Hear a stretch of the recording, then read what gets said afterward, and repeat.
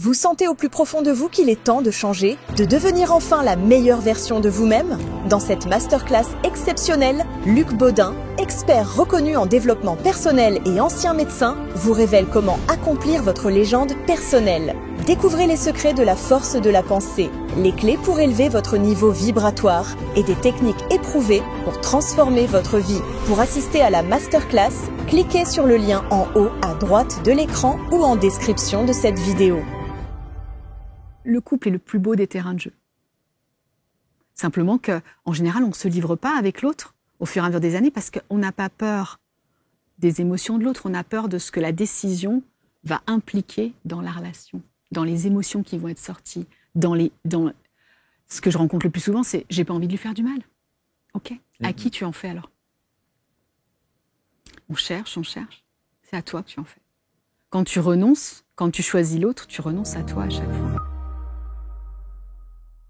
Merci d'être avec nous, bienvenue, nouvelle rencontre avec celle qui est installée sur les canapés qui vient de Lyon, elle s'appelle Marie-Laure Grosso. Bonjour Marie-Laure. Bonjour Marc. Ça va? Ça va. Bon, on va parler de votre parcours de vie, on va parler de ce qui fait qu'aujourd'hui vous êtes celle qui permet d'accompagner ceux qui le désirent et qui ont envie d'être dans cette transformation, de cette rencontre avec soi, c'est ce que vous dites. Et il y a ce titre que je trouve assez étonnant, que vous vous définissez comme artiste et médiatrice de l'intime. Quel lien peut-on faire avec l'artiste et la médiatrice de l'intime? Je pense que l'artiste et la médiatrice, en fait, l'art est un média.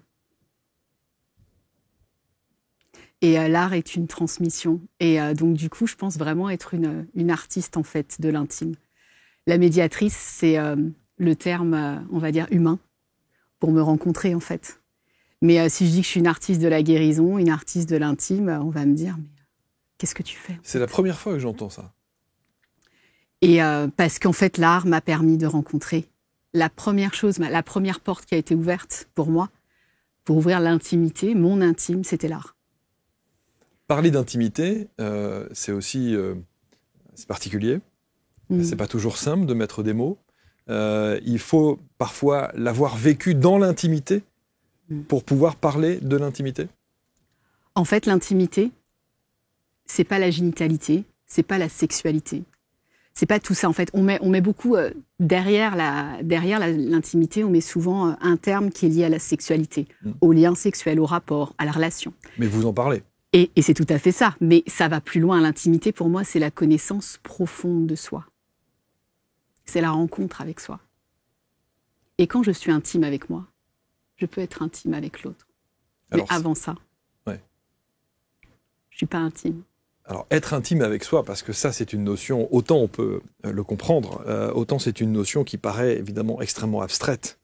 Qu'est-ce que ça veut dire être intime avec soi? Quand il se passe rien, dans le silence, dans la présence, là, maintenant, quand il se passe rien, qu'est-ce que je me dis? Qu'est-ce que je me raconte? Qu'est-ce que je me raconte comme histoire? Qu'est-ce que je ressens? L'intime, c'est vraiment se rencontrer dans le silence. Honorer le silence. Et là, ce qui se passe là, même là, maintenant, là, dans le ressenti, vous ressentez cette densité, cette présence. C'est pour ça que je laisse ces silences. Et merci. C'est important. Parce que les 3/4 du temps, ouais. Justement, et c'est pour ressentir cette densité. Et souvent, en fait, on ne laisse pas cette place-là. On va mettre du bruit. Parce que ça rassure. Alors que, effectivement, parfois, les phases de silence, il y a beaucoup de gens qui vous parlent de ces phases de silence dans leur vie, qui les tétanisent, qui les terrorisent même, parfois, et j'en connais. Je connais des gens qui, ce qu'on appelle le blanc, fait qu'ils ont besoin de combler ce silence pour ne pas être complètement absorbés ou attirés par ce silence-là. Et ne pas avoir de temps en temps le recul nécessaire ou la réflexion nécessaire pour se rendre compte à quel point le silence est bénéfique et fait du bien. Mais je pense qu'il faut avoir fait du bruit pour apprécier le silence. L'un ne va pas sans l'autre. Cette intimité-là, vous allez les chercher donc dans le silence. Donc, quel moment de votre vie, à quel instant de votre vie, dans des phases particulières?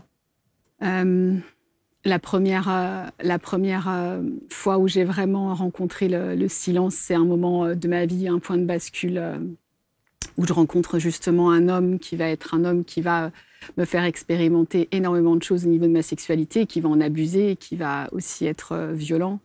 Donc du coup, ça dure plusieurs mois, voire j'ai même un problème de temps encore, de temporalité, donc ça va durer plusieurs mois. Et puis un jour, je dis stop. Un jour, je dis stop comme un déclic, comme quelque chose, là, c'est trop. Et je vais me retirer à ce moment-là, je vais partir, je vais quitter cet appartement et je sais que je n'y reviendrai jamais. Et je vais aller à l'église, ce jour-là, à l'église de Fourvière, à Lyon, dans la petite cathédrale. Et ce jour-là, pour la première fois, je pense que je vais vraiment m'agenouiller en demandant un miracle. Pour vous sortir de cette situation? Pour me sortir de cette situation. Parce qu'en fait, j'ai touché, c'est comme si j'avais touché à... On dit souvent, on touche à son âme à ce moment-là. J'avais ébranlé quelque chose de très fort à l'intérieur de moi. Je crois que c'était même ma paix, l'amour en fait qui était touché. Me dire attends, c'est pas possible en fait qu'il se passe ça là. C'est pas possible cette impression là de mourir en fait. Vous dites d'ailleurs que vous étiez complètement sous emprise. L'emprise, c'est le pouvoir qui condamne à l'oubli de soi. Ah oui.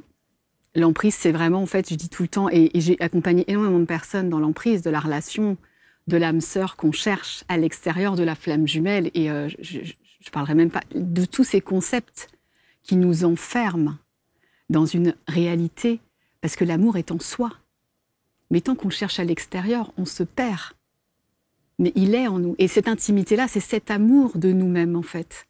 Et j'étais sous emprise, bien sûr, j'étais sous emprise. Et il y a des vidéos qui restent encore de moi, où juste après l'emprise, et je ne m'en suis pas sortie comme ça.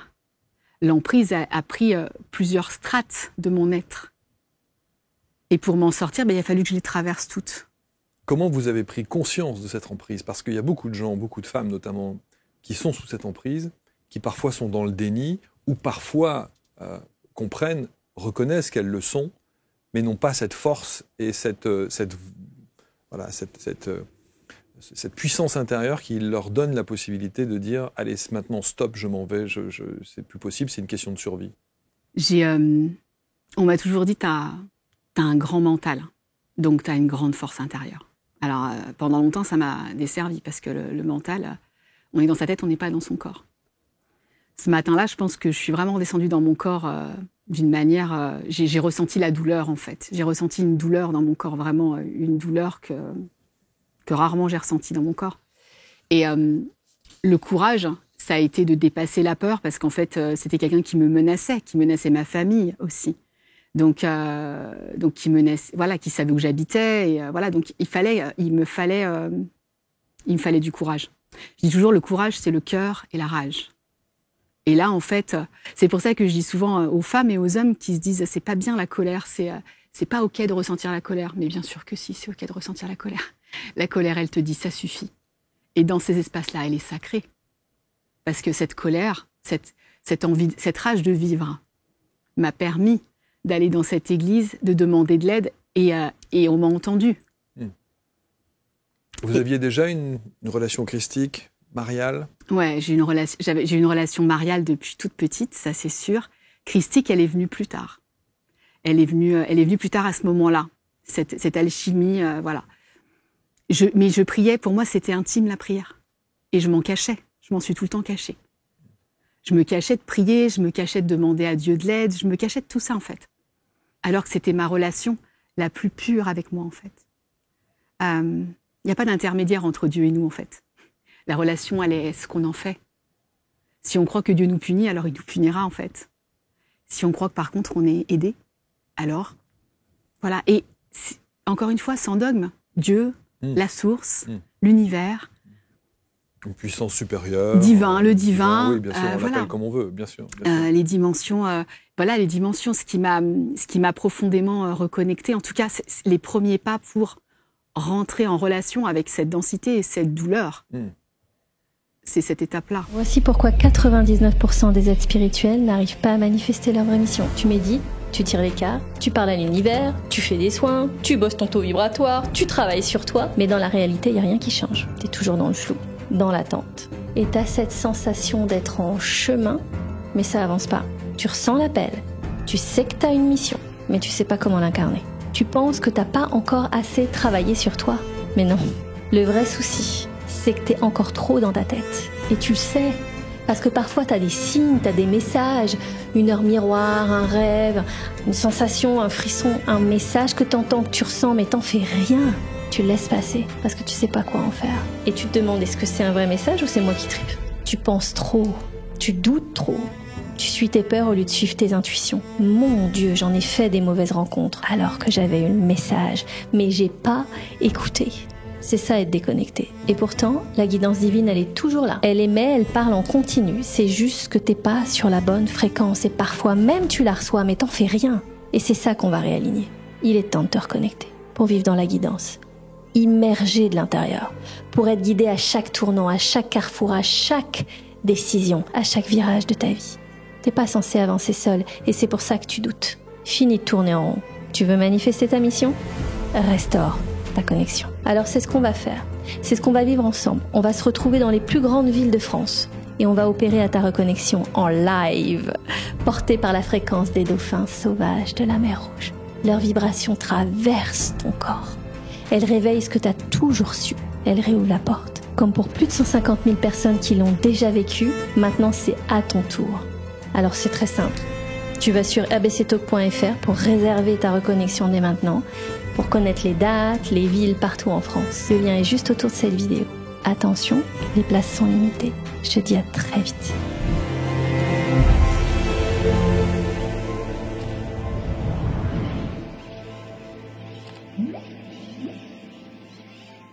Ce qui est assez intéressant aussi, c'est de se dire que quand vous recherchez ce silence-là, le silence d'une église, il est là. Ouais. Donc vous avez d'un côté le fracas de cette relation qui est quand même... on parle de pervers narcissique, manipulateur. On est dans un dominant... oui, il y a une perversion narcissique, mais alors je vais avoir une approche... narcissique, c'est quelqu'un qui est dominant, vraiment très dominant, qui est très dogmatique dans la foi. C'est ça, en fait. C'est ce qui va... Et c'est très gourou. Et en fait, c'est ce qui va me mener à ma sortie, mais aussi au fait que je ferme la porte définitivement à ma foi à ce moment-là aussi, en fait. Il vous coupe de cette foi. Il me coupe de cette foi. Intérieurement, j'y crois, mais j'en parle plus à personne, en fait. Je ne parle plus de ma foi, je vais très peu à l'église, parce qu'il y avait ce dogmatisme en lui, très très fort, qui me menaçait. Il me disait, il faut que tu pries, la prière c'est hyper important. Et c'était très intense, c'était très... Dans cet homme, j'ai rencontré le gourou. Mais c'est là où c'est presque paradoxal. C'est-à-dire que d'un côté, il vous impose de prier, et de l'autre, vous dites, j'ai perdu ma foi. Et oui, parce qu'en fait, il est associé à un trauma. On va rejeter, le système nerveux va rejeter, parce que c'est aussi ça que j'ai appris. Maintenant, je le juge comme étant mon initiateur, le plus grand sans doute dans ce chemin-là, avec tout ce que ça comporte, même si je ne l'ai jamais revu. Mais je ne serais pas là où je suis, évidemment, sans avoir touché ces espaces-là, ces densités-là. Parce que les personnes, quand elles arrivent aujourd'hui, j'ai juste à ouvrir mon champ, en fait. Mon ouverture, elle est là. Je me pose à côté de la personne et la personne se sent à l'aise pour ouvrir la voie. Qu'est-ce que vous avez ressenti dans cet espace de silence et de prière dans cette église ? L'aide divine, en fait, vraiment. J'ai vraiment ressenti cette intime connexion avec quelque chose de plus grand. En fait, j'avais pas d'autre choix que de croire sans voir, parce qu'en fait, là, j'étais dans une posture où personne savait ce que je vivais, même pas mes parents, personne. Alors j'ai demandé à rencontrer quelqu'un qui puisse être une ressource. Et cette personne va arriver 7 jours plus tard. Et cette personne va arriver 7 jours plus tard, et il s'appelle Jean-Christophe. Et c'est l'homme de votre vie. Et c'est l'homme de ma vie. Voilà, maintenant j'en suis séparée. Oui. Mais justement, ça fait aussi partie de notre chemin, véritablement. Mais voilà, c'est l'homme de ma vie, ce sera le père de mes enfants. Et, ce qui est assez fou, c'est qu'après avoir vécu ce que vous avez vécu, après avoir demandé l'aide qui visiblement vous arrive, et notamment sous la forme de de cet homme qui va partager votre vie, on aurait pu imaginer que vous auriez rejeté complètement une présence masculine à cet instant et que vous aviez sans doute autre chose à faire que de vous remettre 7 jours plus tard dans les bras d'un homme. Maintenant, quand il y a une emprise, j'avais besoin de l'homme pour exister. Sans homme, je ne pouvais pas exister. Et ça va être plein de... Évidemment, c'est tout un chemin que j'ai fait pour dire ça. Aujourd'hui, c'est un cheminement. Bien sûr. Mais je ne pouvais pas exister sans homme, en fait.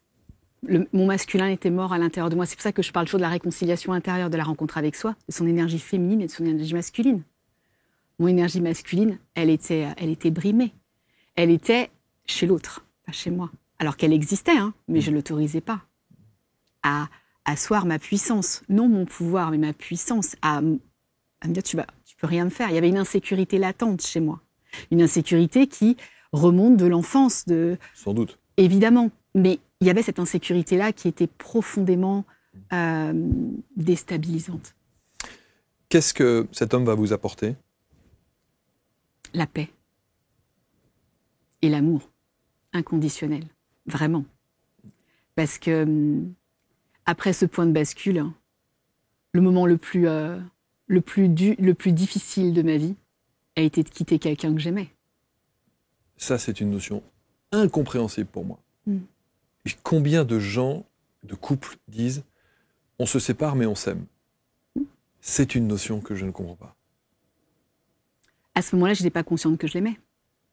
À ce moment-là, je voulais vivre, je voulais ouvrir une porte. Trouvez-moi une solution. J'ai l'impression que l'amour est ailleurs et je n'arrive plus à... J'aimais l'homme qu'il était, pour le père qu'il était, l'homme qu'il était. Mais j'arrivais plus à avoir de relation. Ma sexualité s'était éteinte à ce moment-là. Pourquoi ? Parce qu'il y avait 22 ans de silence.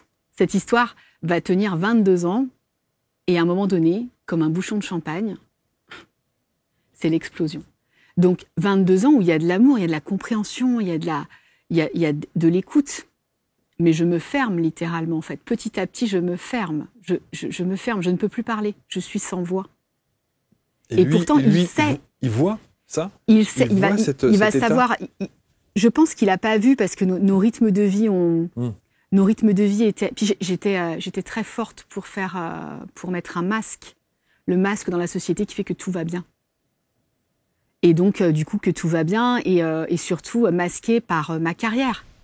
Voilà, j'ai eu une carrière dans un grand groupe, j'étais responsable communication, j'avais un gros poste avec des grandes responsabilités. Tout ça masquait évidemment le fond, l'intime. Parce que j'étais loin de la prière à ce moment-là, j'étais loin de mon être à ce moment-là. Et puis mon corps s'est véritablement éteint. Et là, j'ai toujours dit que là, ça a été le moment, le point de non-retour. Mais ça n'a jamais été de son fait. Je ne regrette pas les décisions que j'ai prises. Mais par contre, aujourd'hui, on a reconstruit une relation sur ces bases-là, en ayant cheminé ensemble. On en a discuté ensemble. Le divorce n'a pas été facile, mais on a cheminé tous ensemble et on a cheminé avec nos enfants aussi. Mais quand vous décidez effectivement de quitter cet homme qui visiblement représentait beaucoup, et notamment la stabilité pour vous, le problème, il venait de vous, en fait. Le problème, il venait de moi, et en fait, en réalité, il n'y avait pas de problème. Je pars vraiment du principe qu'en fait, il n'a cessé de me sauver. Et à un moment donné, en fait, c'est l'image de la piscine que je donne souvent. Je suis là, il y a la perche, tu es là, tu suis la perche. Voilà. Si je me mets dans la piscine avec toi, et que je te fais remonter à chaque fois, à un moment donné, tu perds. Tu ne descends jamais, tu ne coules jamais au fond. L'idée, c'est de laisser tomber le poids à un moment donné. Au risque de tout perdre. Ou de gagner la seule chose que j'avais jamais réussi à gagner, l'amour en moi. Parce que oui, j'aimais à l'extérieur. Je pense que j'ai aimé toute ma vie. En fait, ce qui a fait que je n'ai jamais cessé, c'est pas le nombre de fois où je suis tombée, c'est le nombre de fois où je me suis relevée. Et c'est surtout que je n'ai jamais cessé d'aimer, en fait, en réalité. Qu'est-ce que vous allez faire à ce moment-là ? Il y a séparation, il y a divorce. Qu'est-ce que vous faites ? Vous continuez Eh ben, ça va être la grande nuit noire, que j'ai appelée la traversée du désert. C'est la nuit noire de l'âme, comme on dit. La nuit noire de l'âme, ouais. Ou peu importe, des phases de dépression profonde, avec des envies de mourir, véritablement. Et la voie du tantra va m'amener à ce moment-là dans ces espaces-là. à mi-chemin entre moi et les autres. Et à ce moment-là, comme je dis toujours, on a plein de portes. On a plein de portes autour de nous. On est un peu comme, on est multifacette et on a plein de portes. Et puis à un moment donné, on va en ouvrir une qui va nous révéler. Et celle qui vous révèle, c'est ? C'est la voie tantrique qui va me révéler vraiment, qui va me faire descendre dans mon corps au moment où je pratique des massages tantriques à un moment donné, donc une semaine. Et là, je vais vraiment descendre dans une profondeur que j'ai jamais touchée et avoir envie vraiment d'en finir en sortant du stage. En finir avec votre vie ? Ah oui, vraiment, oui. Ah oui. Juste pour expliquer ce qu'est un massage tantrique ? Un massage tantrique, c'est vraiment un massage... alors je dis toujours d'inspiration tantrique, c'est un massage intime, donc qui est fait nu, pas forcément complètement, ça va dépendre vraiment de la personne. Et en fait, on masse tout le corps, comme si c'était vraiment comme tous les organes, naturellement. Il n'y a pas de distinction. Et c'est vraiment l'idée, c'est de vraiment reconnecter son énergie vitale. Donc, et d'alchimiser son masculin et son féminin à l'intérieur de soi. Le toucher est quelque chose qui m'a beaucoup reconnecté en fait à mon corps, que je n'arrivais pas à percevoir. Ce qui est fou, pardonnez-moi, il n'y a pas de valeur de jugement dans ce que je dis, Marie-Laure, mais c'est que vous êtes en pleine descente aux enfers, si je puis dire, dans cette nuit noire de l'âme, qu'il y a une relation aux hommes, à la sexualité, visiblement au désir, à votre corps et à votre intime, où il y a un blocage et une sorte de néant. Et vous allez dans ce genre de rendez-vous. Alors je vais dans ce genre de rendez-vous. Alors pour le coup, le massage tantrique, c'était un concours de circonstances parce que je m'étais inscrite à un certain stage et je me retrouve à ce stage-là. Ah oui. Voilà. Ça ne devait pas être celui-là. La vie m'a amenée à ce stage-là d'une semaine. Donc j'avais le choix de partir ou de rester. Voilà. Il y avait 22 personnes, donc j'ai vu comme un signe qui est quand même un nombre qui me suit souvent. Et donc, du coup, j'ai dit, OK, je reste. Mais bon, voilà, ça a été une expérience tellement puissante que quand je suis rentrée, il y a eu cette descente vraiment profonde. Et là, encore une fois, ça a été la foi pour trouver un espace, à un moment donné où je puisse... Je voulais vraiment arrêter, en fait. J'arrêtais tout, je voulais tout arrêter. Je voulais arrêter les accompagnements, je voulais me faire interner. Vraiment, je voulais mourir, mais j'avais pas le courage, en fait. C'était ça, j'avais vraiment pas le courage, en fait. Je disais, mais c'est pas possible, en fait. Pourquoi je n'ai pas le courage, en fait? Mais voilà, même si rien ne me retenait à tout ça, je vais vraiment... Le courage ou la lâcheté? Ça dépend. On va dire qu'il y a plusieurs théories. Certains écrivent que pour se suicider, il faut avoir vraiment justement croire qu'il y a mieux ailleurs. Et puis, il y en a d'autres qui vont dire que c'est lâche. Moi, de toute manière, dans les deux cas, j'avais pas d'avis là-dessus parce que c'était une pulsion. Et comme on dit, en fait, souvent, dans les accompagnements, je dis souvent, la pulsion de mort est égale à la pulsion de vie. Alors la vie est là. Parce que le principe de polarité sur cette terre nous fait qu'on a les deux en nous. Donc, si tu t'appuies sur ta pulsion de mort, ok, mais sache que tu as l'autre aussi. Qu'est-ce que vous allez faire alors? Parce que là, vous êtes au fond du fond du fond du fond. Bien, là, je vais vraiment laisser du temps, vraiment. Et puis, au fur et à mesure, je rencontrerai des thérapeutes qui vont vraiment m'accompagner sur ce chemin. En fait, j'accompagne en même temps parce que c'est aussi ma thérapie, l'accompagnement à ce moment-là. Je me rends bien compte. Je me rends bien compte qu'à chaque fois que je rencontre quelqu'un, c'est moi. Le problème. C'est moi, tout court. Je rencontre... En fait, il n'y a pas de problème. Oui. Tu vois? Oui. En fait, l'autre, c'est moi. Et je l'accueille justement, en fait, sans problème. Et c'est ça, en fait, cet espace-là. Je pense que j'ai cherché cet espace-là. Sans jugement.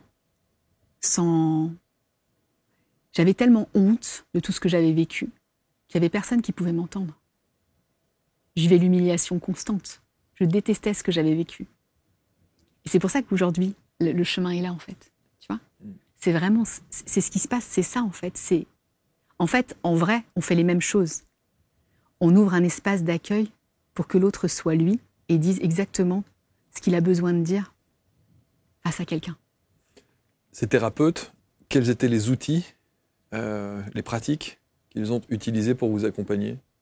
La pratique qui m'a vraiment ramenée dans le corps, dans la biologie, c'est C'est Roméo Cournal qui est venu ici avec... donc j'ai suivi son enseignement. Oui, Roméo. Voilà, Roméo. Oui, exact. Que je salue. Et là, ça a été vraiment la redescente dans mon corps intégral. Il m'a montré la vérité.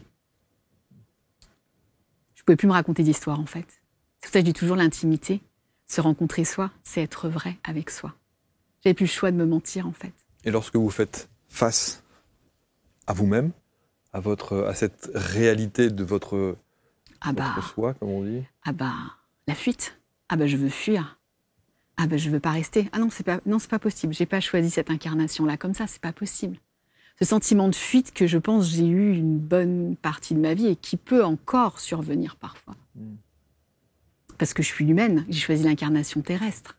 Et que même si je sais pertinemment que je suis venue d'ailleurs et que ma vibration vient d'ailleurs, je suis ici en ce moment. Et donc, du coup, l'incarnation est primordiale. Donc, il y a eu ce chemin-là. Qui a duré combien de temps ? 1 an. 1 an et demi. Donc, pendant 1 an, vous êtes suivi, accompagné je pense que je serai en thérapie toute ma vie. Oui, en fait, en vrai, bien sûr. En vrai, c'est mon cadeau. De rencontrer... en vrai, c'est mon cadeau d'avoir rencontré des hommes et des femmes qui ont pu m'accueillir dans la justesse.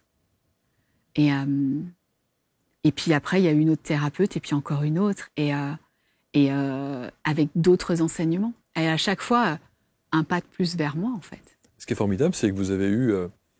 là, pour le coup, vous tombez sur les bonnes personnes, mais vous avez eu cette force et cette volonté d'être accompagné et de vous dire, je ne peux pas, de toute façon, m'en sortir seul, parce que sinon, je vais y rester.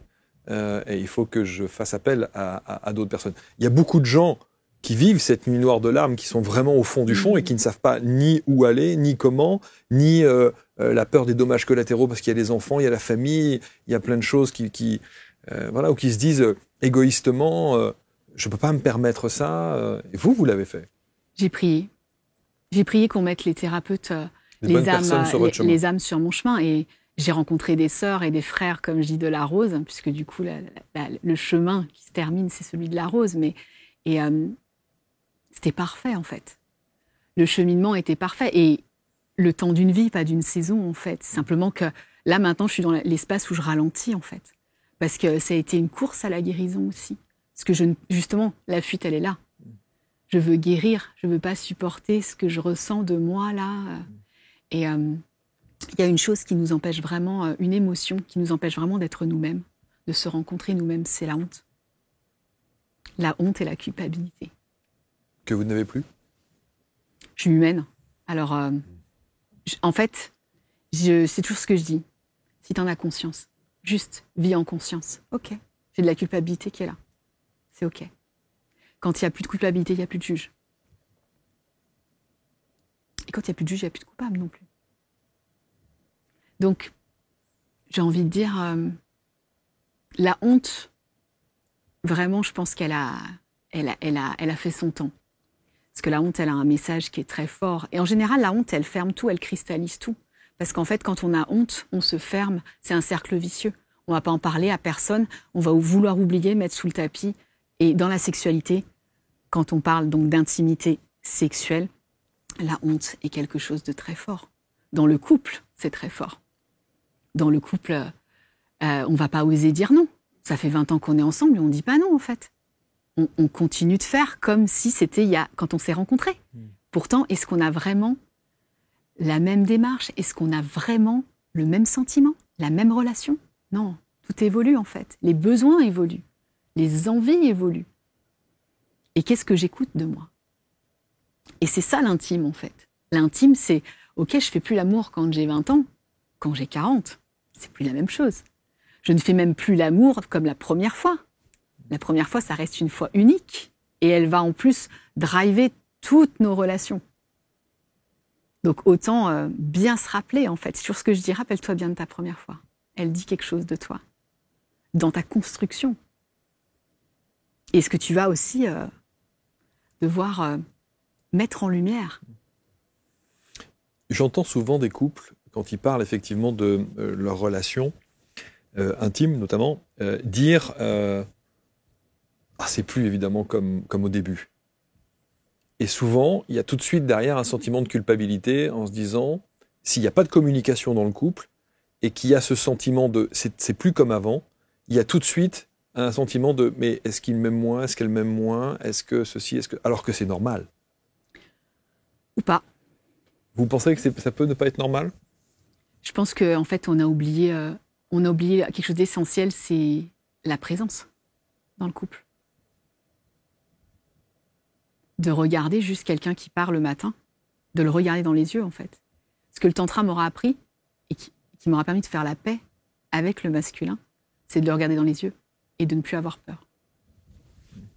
Et dans le couple, en fait, on oublie de se regarder. On oublie de se toucher juste par la présence. Pas se toucher pour qu'il y ait quelque chose derrière. Juste se toucher, se rencontrer. On sait bien que le contact a lieu bien avant la peau, mais on s'oublie là-dedans. On oublie de se rencontrer dans les corps énergétiques, dans les corps physiques. On oublie. Et donc, je pense qu'en fait, on évolue. Mais souvent, dans le couple, il y en a un qui dit « t'as changé ». Et l'autre dit « bah non, j'évolue ». C'est juste, encore une fois, sur ce que je dis, changer d'angle de vue. Regarde l'angle mort. Regarde ce que tu ne vois pas. Et il y a eu cet angle. J'ai vécu cet angle mort dans mon couple. Cet angle mort, ce que je ne voyais pas. Mais 95% de notre vie est inconsciente. L'autre est là. Le couple est le plus beau des terrains de jeu.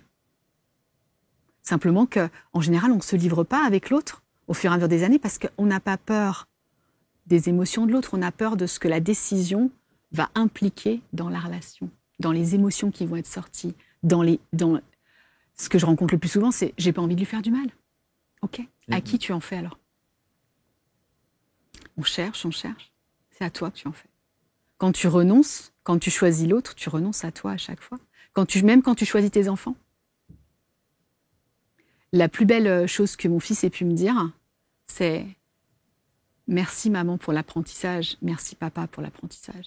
Vous m'avez permis de comprendre que j'avais le choix. » Suite à votre séparation. Et il m'a vraiment dit comme ça, il m'a fait « tu m'as fait grandir cette année comme jamais j'aurais grandi avant. » Et il a 18 ans maintenant. Et a-t-on vraiment le choix en fait, quand ça se présente?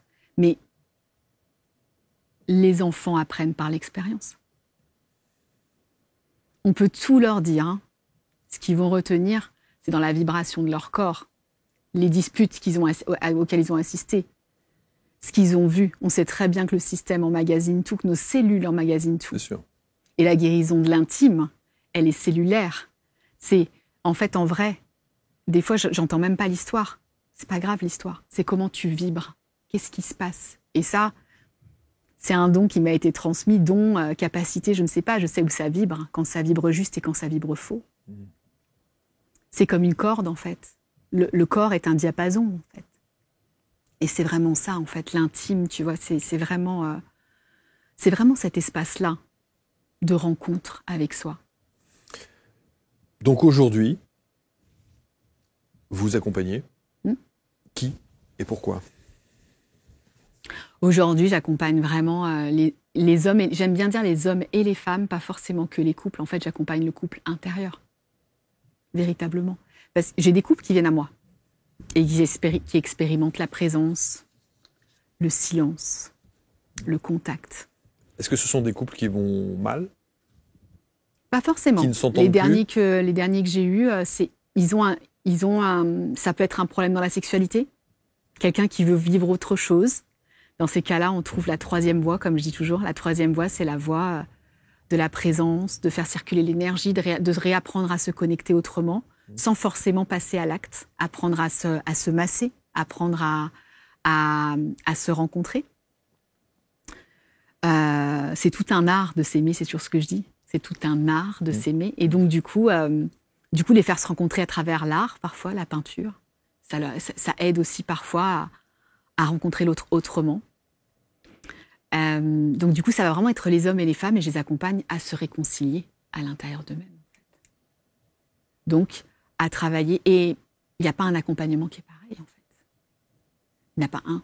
Il n'y a pas une trame spécifique avec une... Si, j'ai une trame. Je pourrais vous dire que j'ai une trame que j'ai eue pendant quelques temps, dont je me suis servie. Mais j'ai un accompagnement tellement sensible, intuitif. En fait, l'idée, c'est qu'il y a l'outil, c'est le thérapeute et sa descente en lui-même, en fait. Sa conscience. J'ai les thérapeutes qui m'ont vraiment, moi, accompagnée. Ils avaient juste d'avoir besoin de l'ouverture. Ils me disaient toujours, t'es face à mon champ de croyance. Et donc, du coup, ça suffisait. Et c'était pas évident. Je dis pas que c'est évident. Parce que la vérité, quand je fais des posts sur l'amour, la sexualité, le désir, le fantasme, ça like.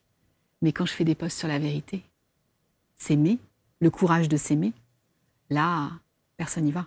Comment savoir si on s'aime ou pas? Le miroir.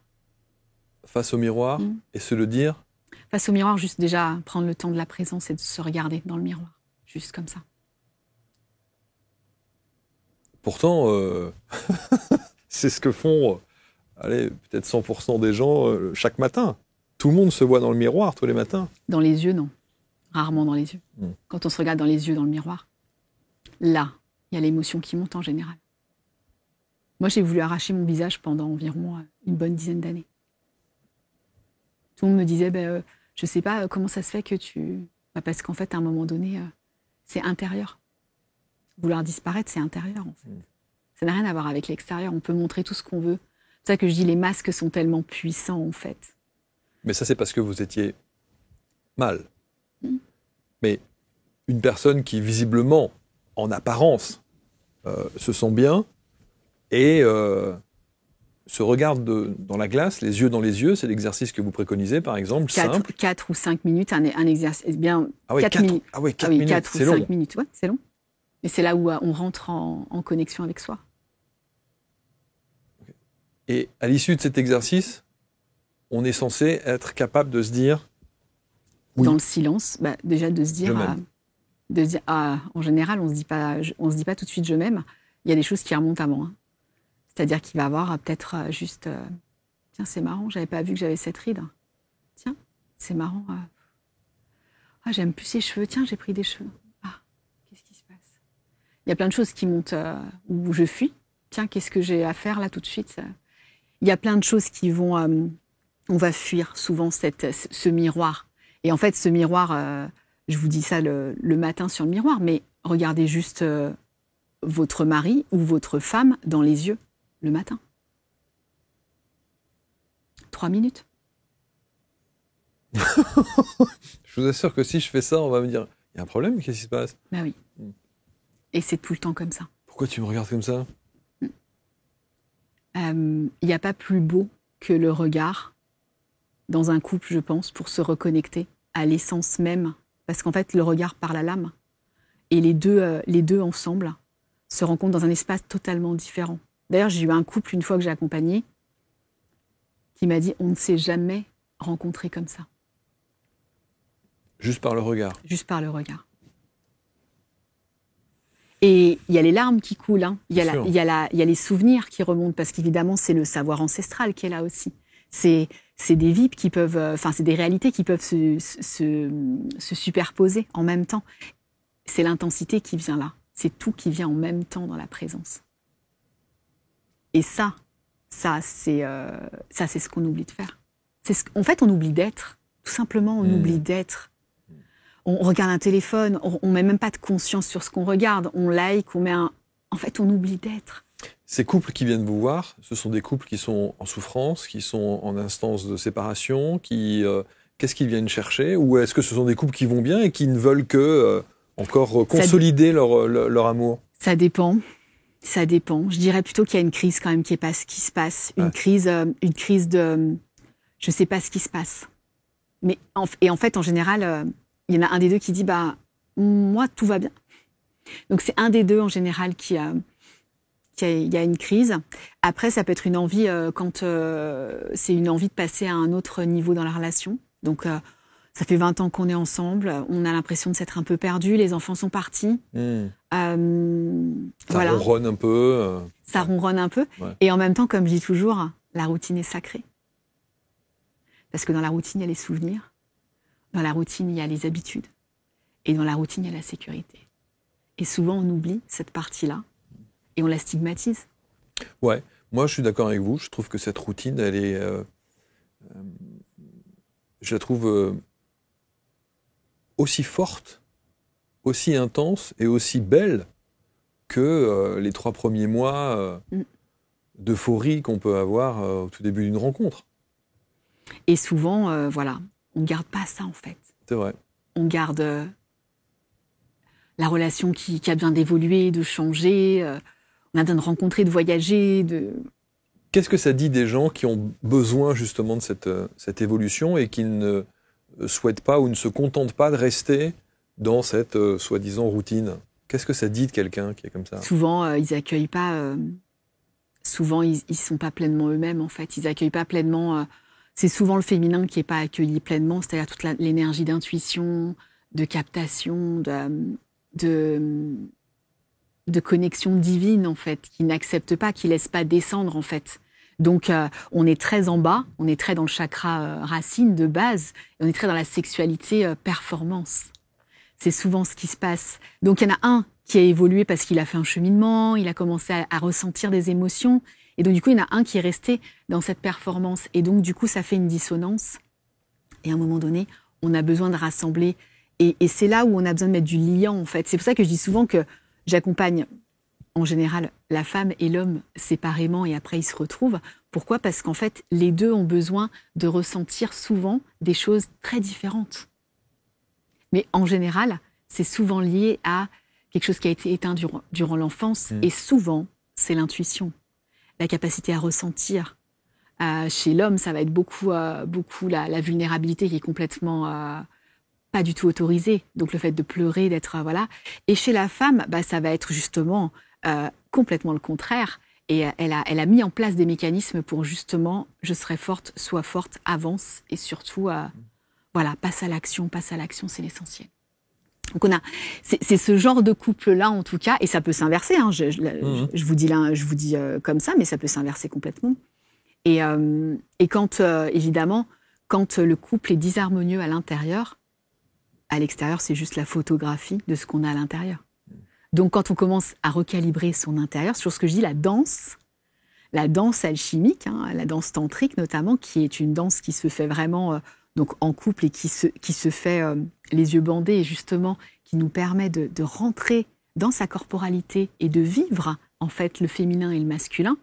En fait, il n'y a plus besoin de 2 mots, c'est juste le corps qui parle. Et on se rend compte parfois à quel point d'être guidé par son masculin, c'est compliqué, de se laisser faire. Et donc, on voit ces mécanismes-là à travers l'art. Quand j'imagine, et j'ai des noms évidemment en tête, mais j'imagine, il y a, notamment chez les hommes, je pense, il y a beaucoup d'hommes qui n'accepteront jamais de faire cette pratique-là. La danse ? De faire la démarche. La démarche de tantrique ? La démarche de votre accompagnement. C'est-à-dire que quand dans le couple, la femme dit, tu sais, on devrait peut-être regarder cette émission, par exemple, moi j'irais bien faire une session avec Marie-Laure, peut-être qu'on en a besoin, etc. etc. D'abord, c'est un constat. Il faut l'admettre, ce constat.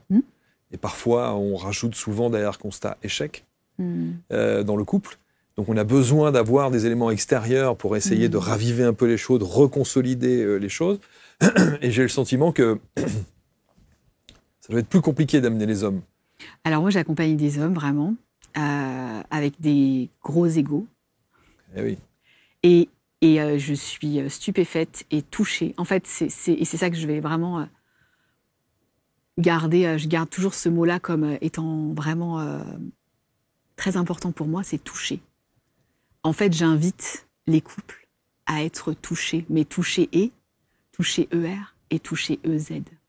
Parce que toucher dans son émotionnel, dans sa vibration, et toucher à se rencontrer, à se contacter, et puis toucher après, ça peut être l'objet du massage, de la danse et tout ça, quand on danse ensemble et qu'on va se toucher à différents moments. C'est pour ça que je dis que l'art est important en fait, parce que les hommes vont avoir plus tendance à avoir des facilités par la danse, par l'art, quand ils sont emmenés, plutôt qu'en séance individuelle, tout seul, où là, le silence va devenir un poids immense. Ouais, c'est pesant. Pourquoi vous dites pas thérapeute de couple? Eh ben, je ne sais pas. Parce que je pense qu'en fait, le couple est intérieur et pour moi, c'est plutôt une relation. Je pense que peut-être que j'ai fait le deuil du couple, en fait. Du couple en tant que tel. Moi, en tout cas, mon couple, je l'ai vécu comme une princesse. Comme j'ai voulu le vivre, en conte de fées, je l'ai vécu. Et je me suis toujours dit que je ne vais pas vivre un autre couple de cette manière-là. Il était unique et en plus, il était beau. Et il l'est toujours d'une autre manière, puisque, comme je vous disais, on a vraiment reconstruit un nouveau cycle où on est les meilleurs amis du monde, en fait. Et je pense qu'il n'y a pas plus beau, en fait. Alors ça aussi. On pourrait faire une émission entière là-dessus. Ouais. Quand on a été un couple amoureux et qu'on devient les meilleurs amis du monde, c'est une notion que je ne comprends pas. Je pense toujours que dans un couple, c'est comme ça aussi très intéressant comme débat, l'amitié homme-femme. Je n'y crois pas. Je ne crois pas à l'amitié homme-femme, je vais vous dire pourquoi. Parce que je pense que dans l'amitié homme-femme, il y en a toujours un des deux qui souffre de cette amitié et qui se dit « je ne veux pas le ou la perdre, donc j'accepte son amitié ». Mais qui se soumet à ne pas, au diktat de l'autre qui veut rester dans cette relation amicale. Je ne crois pas qu'on soit à 50-50 dans une relation amicale homme-femme. Je pense qu'il y en a toujours un derrière qui aurait aimé plus, mais comme il sait que ça n'est pas possible, il accepte et il se soumet à... C'est ma théorie, hein, encore une fois, ça n'engage que moi. Hein. Et merci pour cette théorie, parce que je pense qu'en fait, elle est très emprunt à un amour conditionnel. Conditionné. Quand on aime sans condition, et au niveau terrestre, on est sur de l'amour conditionnel. Souvent, on aime en attendant quelque chose en retour. D'ailleurs, dans le couple, dans toutes les relations, et dans toutes les relations de manière générale, il y a toujours de la conditionnalité. C'est rare que ce soit sans condition. Justement, l'idée, c'est « je t'aime » en fait. Quoi qu'il en soit, je t'aime, que tu partes. On parle souvent de la théorie de la porte ouverte. Tu peux partir, je t'aime. Que tu sois là ou que tu partes, je t'aime. Et ça, c'est quand on a une profonde sécurité à l'intérieur de soi et que l'autre est venu poser une cerise sur le gâteau. Mais il n'est pas le gâteau. En fait, souvent, ce qui se passe, c'est qu'on veut aimer l'autre. On veut que l'autre nous aime d'une certaine manière. On projette, en fait. On voudrait être aimé comme ci, comme ci. Tout le temps, presque tout le temps. Dans les couples que j'accompagne, c'est souvent ça. Mais en fait, c'est pas à l'autre de faire ça. L'amour, il vient de nous. Comment on choisit de s'aimer. Et ensuite, bizarrement, comme je dis souvent, la rose ne s'ouvre que de l'intérieur. Et finalement, ça ouvre des portes en face. Mais tant que j'ai peur de perdre, je vais rester dans la fermeture. Le père de vos enfants, qui a été évidemment cet homme que vous rencontrez 7 jours après cette histoire douloureuse, vous l'avez quitté. Vous êtes aujourd'hui les meilleurs amis du monde. Et lui, il a souffert de ça. Plus que vous. Alors, parce que c'est vous qui l'avez décidé. Je pense que je ne peux pas dire plus ou moins, parce que ça a été... Je l'ai décidé, d'ailleurs c'est marrant que vous me dites ça, parce que d'ailleurs c'était une phrase que j'ai eue il n'y a pas très longtemps de ma fille, mais c'est toi qui es partie, maman. Et oui. Donc aujourd'hui, pardonnez-moi, vous êtes les meilleurs amis du monde, mais vous avez décidé d'être les meilleurs amis alors que lui aurait... Oh non, on a discuté ensemble, et c'est même lui qui m'a dit, mais de toute manière, j'ai perdu... En fait, quand on a divorcé, il m'a dit, j'ai perdu ma meilleure amie. Parce que, en fait, je pense que dans une relation, on est tout ça. En fait, on est tout ça. On traverse tout ça. Et c'est pas pour autant qu'on va forcément divorcer, évidemment. Je pense que j'aurais pu rester, en fait. Je pense que vraiment, j'aurais pu rester. Et que je pense que je pourrais y être encore. Par contre, je serais pas là. Et je pense pas que je l'ai... En fait, ça a été mon long chemin de pardon. Parce qu'à chaque fois que je suis descendue dans mes profondeurs, c'était le pardon au père de mes enfants dont j'avais besoin. Jusqu'à ce que je comprenne que je lui avais pas fait de mal, et c'est même venu de lui. Il m'a dit, mais tu as toujours été une mère extraordinaire, et c'était doux de vivre à tes côtés.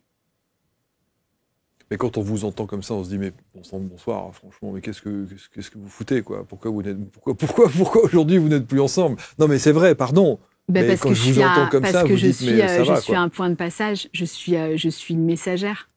Je suis pas là pour rester, en fait. Je suis là pour passer, pour transmettre. Je suis là pour avancer. Je pouvais pas rester dans cette... ça me demandait...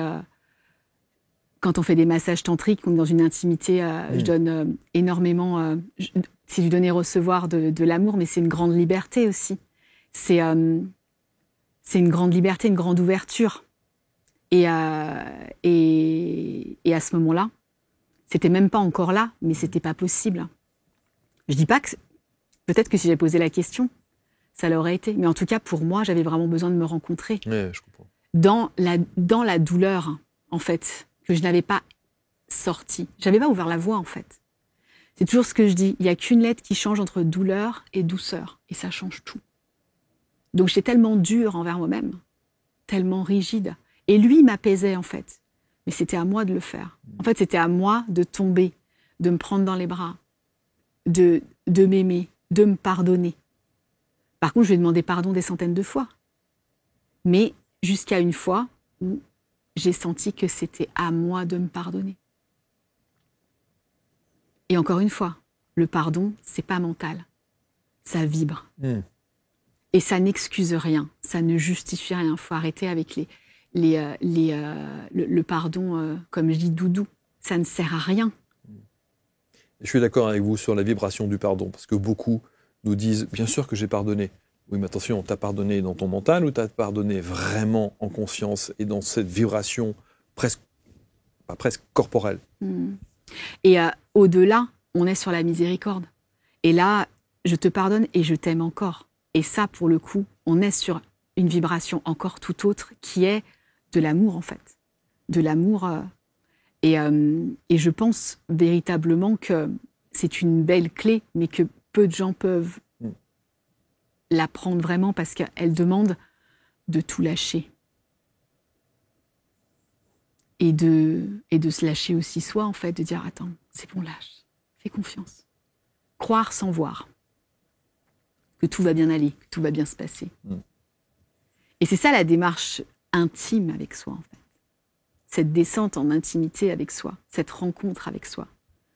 Et comme je dis toujours, quand j'accompagne pas... Oui, j'ai eu des maîtres, des enseignants, évidemment, et merci à eux. Par contre, c'est mes expériences de vie qui ont été... Bien sûr. Ma plus grande sagesse, elle réside dans mon histoire. Même si je ne m'attache pas à mon histoire, parce que je ne suis pas mon histoire. Par contre, le fait de l'avoir ressenti dans mon corps, dans mes cellules, il y a quelque chose qui se passe et qui vibre. Et du coup, je vibre l'intime. Donc évidemment, tous mes cercles sont restreints. Et les gens, en effet, ont parfois, évidemment, peur de passer le pas, parce que la vérité fait peur. Parce que quand on va pour son couple, on ne sait pas ce qui va se passer derrière. C'est sûr. On ne sait jamais, en fait. Il y a des gens qui repartent en disant, effectivement, nous ne sommes pas faits pour être ensemble. Ça peut arriver. C'est pas la majeure partie, mais ça peut arriver. Avec beaucoup de... J'ai beaucoup de personnes autour de... Enfin, j'ai eu des couples autour de moi sans les accompagner, qui ont fait le choix de rester, qui se sont perdus, les enfants avec. Donc en fait, il n'y a pas de bonne ou de mauvaise façon de faire sur ce que je dis. Il y a un ressenti et une vérité à être l'un envers l'autre, l'un avec l'autre. Et souvent, on n'a pas le courage, en fait. On n'a juste pas le courage d'être vrai. Et c'est OK, en fait. Pendant 22 ans, j'ai pas été vrai à un moment donné. Il faut du courage, c'est vrai. Il faut du courage pour faire ça, c'est vrai. Et c'est ce que je dis, la phrase, c'est le courage de s'aimer. Et c'est pas égoïste. Et ce n'est pas égoïste, parce que l'égoïsme, c'est vraiment une croyance qui est ancrée dans l'enfance. Ne sois prête tes jouets, sinon c'est pas bien. Ça, c'est une croyance qu'on peut toutes, là, à l'instant, dégommer, juste en mettant la conscience sur le fait qu'on n'est pas égoïste. Non, au contraire, penser à soi, c'est ouvrir l'autre en face de soi. Quand je m'ouvre, l'autre s'ouvre. C'est vraiment... La rose ne s'ouvre que de l'intérieur, c'est la plus belle des phrases que j'ai en moi. Et pour moi, quand cesse de chercher à changer l'autre, ça ne sert à rien. Ça ne sert à rien. Tu veux le changer? Alors tu l'aimes pas vraiment, en fait. Ou peut-être que c'est toi que tu n'aimes pas vraiment, en fait. Donc, cesse ça. Arrête. Pourtant, en étant au contact de l'autre dans un couple, l'autre évolue, change. Ouais. Et si la densité, et si on ne s'écoute pas à l'intérieur de soi, l'autre devient notre pire ennemi. Sa vibration change, en fait. En fait, tout est vibration, tout est fréquence. Donc on peut parler évidemment de la matière, de l'expérience terrestre, mais on est venu avec un savoir. Et vu les personnes qui passent ici, je sais que voilà, ça leur parle. Ça leur parle. Bien sûr. Donc du coup, on est venu avec un savoir ancestral. Et donc du coup, tout est fréquence. Et donc quand il y a ces histoires-là, mais moi j'ai eu plein de rencontres dans ma vie. J'ai eu la chance d'avoir des rencontres très riches, très enseignantes, beaucoup d'apprentissage véritablement. Et particulièrement mes relations aux hommes, les hommes ne sont pas restés. Ne pouvaient pas rester parce que la vibration, j'étais de passage en fait. Et à un moment donné, on arrive à un point de rupture. Ah ouais, non, là en fait, je peux pas y aller. Ok, je pars alors. Mais c'était suffisant parfois. Et donc, c'est prendre conscience que le simple fait de vivre en fait, eh ben, ça demande un détachement complet en fait. Ça m'a demandé un détachement complet. Et c'est pour ça que j'ai dû aussi, le plus grand des détachements que j'ai dû faire, c'est mon mariage. Mais pour se détacher, il faut avoir été attaché. Parce qu'en principe de polarité, on ne peut pas savoir. Donc j'ai expérimenté beaucoup de polarité, en fait, à l'intérieur de moi, à différents niveaux. C'est pour ça que j'aime cette émission, parce qu'on se pose souvent la question, quand on veut choisir un accompagnant de vie, un coach, un thérapeute, un médiateur, une médiatrice, on se demande toujours quelle légitimité cette personne peut avoir pour m'accompagner, est-ce que ce sera véritablement la bonne personne? Et c'est au travers justement des parcours de vie qu'on présente dans cette émission qu'on peut tout de suite se rendre compte d'abord de l'énergie, de l'expertise que vous en avez, du vécu, de votre histoire, qui atteste et justifie que effectivement vous êtes la bonne personne pour accompagner ceux qui en ont besoin. Donc et c'est surtout au-delà des, comme je disais, au-delà des couples, c'est vraiment la relation, en fait. C'est même des fois, des fois, ça m'arrive aussi d'intervenir avec les enfants, les jeunes ados, parce que ça interfère, en fait.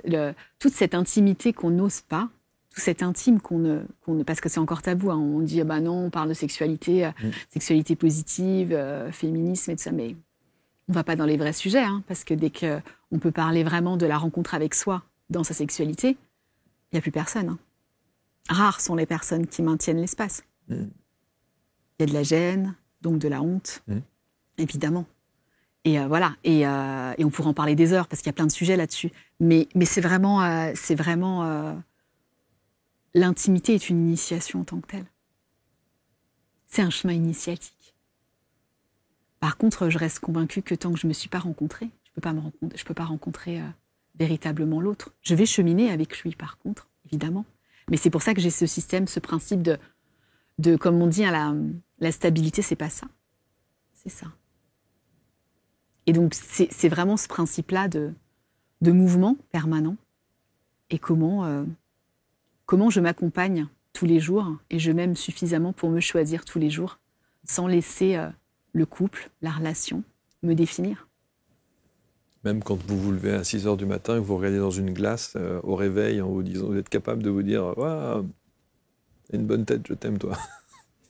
Ces derniers temps, je me suis surprise à vraiment aimer ce que je voyais dans le miroir. Ouais.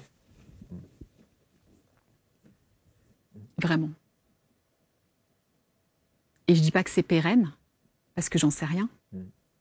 Parfois, on touche des densités en soi qui nous ramènent à être dans des espaces où on se perd à nouveau. Mais en tout cas, quand je me regarde dans le miroir, si je peux dire une chose, c'est que tout ce qui me coûte ma paix me coûte trop cher. Alors, à chaque fois, c'est une question que je me pose. Et j'invite d'ailleurs tout le monde à se poser cette question. Est-ce que ça me coûte ma paix ou quand je suis dans cette relation, dans cette situation? Est-ce que vous avez envie à nouveau d'être en couple? Oui. Évidemment. Sans appréhension? Sans appréhension, non, sans appréhension là maintenant. Parce que je pense que mon chemin, là, ces derniers mois, m'aura bien initiée de plein de manières différentes. Avec plein de regards, plein de rencontres. Parfois agréables, parfois inconfortables. En fait, l'idée, c'est de ne pas mettre c'est bien ou c'est mal. C'est juste de dire c'est confortable, c'est inconfortable. Mais s'il y a une chose dont je suis certaine, c'est que à la base, l'amour, c'est quelque chose qui est fluide, qui existe en chacun de nous, en fait. Et quand ça commence, on commence à être dans le « et si », c'est déjà que Il y a quelque chose qui va dans des projections, dans du passé, en fait. Et donc voilà, après avoir cheminé beaucoup seul, avec des regards, comme je dis, c'est la croisée des chemins. On s'est croisés sans s'arrêter. Mais voilà, le chemin, et je ne sais pas ce qui se passera demain. Mais j'ai de l'espoir, en tout cas, pour la suite. Pour la suite. L'intimité, une rencontre avec soi. On va vous mettre les liens pour rentrer en contact, évidemment, avec Marie-Laure. Combien vous faites de sessions de stages d'immersion? Comment vous appelez ça, d'ailleurs? Alors là, c'est les cycles, ça dépend. Là, en fait, c'est le temple de l'intime qui ouvrira ses portes, du coup, bientôt. Donc, du coup, il y aura des espaces, justement, des espaces à la fois pour se rencontrer virtuellement, mais aussi en présentiel. Et en présentiel, le cycle commencera le 17 octobre sur Lyon. Donc, c'est 17, si je ne me trompe pas, c'est 17, 18, 19 octobre, le premier cycle. Okay, c'est 3 jours? Ouais, 3 jours. Et il y a un cycle par saison, en fait. Donc, un cycle au mois d'octobre, un cycle au mois de février, si je ne me trompe pas, avril et juin. Donc, c'est un cycle par saison et 3 jours. Et on se rencontre à ce moment-là et progressivement, voilà. Et c'est vraiment autour du toucher, hein, vraiment contact, toucher, voilà. Et à travers l'art, évidemment, puisque l'art fait partie intégrante. Donc je peux même pas dire, voilà, mon outil c'est l'art, être l'artiste de sa vie et faire de sa vie un chef-d'œuvre, en fait, c'est ça. Vous pensez avoir fait de votre vie un chef-d'œuvre? En tout cas, je suis vraiment en chemin pour que ce soit un véritable chef-d'œuvre et mes œuvres, en tout cas, attestent à l'heure actuelle vraiment cette vibration-là, à l'heure actuelle. Et sans oublier la prière aussi, parce qu'en fait, pour moi, l'un ne va pas sans l'autre, en fait. Le chef-d'œuvre, c'est de croire en soi, et donc, du coup, si on croit, le divin nous traverse à chaque instant. Et si on croit vraiment qu'on est acteur là, du divin, alors le chef-d'œuvre émerge. En tout cas, c'est ce qui se passe dans ma toile. Le divin me traverse, je ne fais rien en fait. Mais je ne fais rien, mais pour le coup, il y a quelque chose qui apparaît. Ouais. Des couleurs, de l'or. Donc, alchimiste. Bravo pour ce cheminement, bravo pour ces prises de conscience. Et évidemment... c'est toujours intéressant, et vous le disiez d'ailleurs tout à l'heure, hein, se faire accompagner, c'est quand même la base. Quel que soit l'accompagnant, quel que soit le thérapeute, quel que soit le coach, quel que soit l'expert, ceci, cela, il y a votre expertise, votre approche et votre façon de faire, mais vous avez été accompagné aussi. Et puis je pense que dans ces espaces-là, intimes, profonds, en tout cas, moi, c'est mon chemin, la profondeur.